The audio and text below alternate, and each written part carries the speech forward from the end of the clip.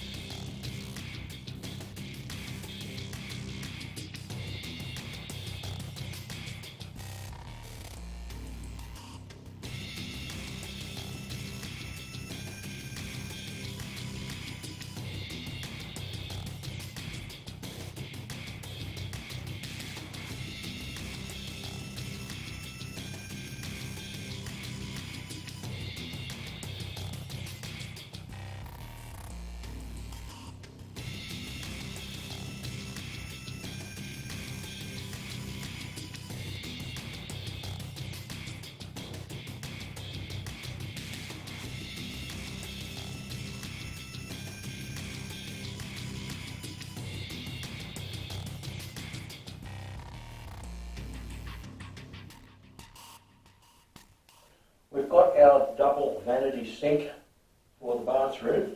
It's got to go in here underneath the mirror, and I've gone for one that's going to be hung off the wall, which means one or two alterations here. I'm going to extend the lights that are around the mirror down the back of the wall and put them underneath the vanity, just to add to the lighting effect. But before I can mount this vanity unit on the wall, there's a small job that I have to do first. We hadn't planned to put in a suspended wall-hung vanity unit. If I had, these two drain pipes would have come up through the wall framing and out here. So we've changed our mind on that. So to be able to do that and do it neatly, I've got to build a false wall across here. The vanity, the bottom of the vanity is 300. My billing assistant is walking into the shop. Hello, Sophie. The vanity is 300 off the ground, 300 mil. So I've got to build a wall in front of these pipes, 300 mil high. I hope you're taking this all in, so that you won't see those pipes. And then I can sit the back of the vanity on that. I think we passed building inspection. We're going to build the wall. We have no choice. We have no choice. Build that wall.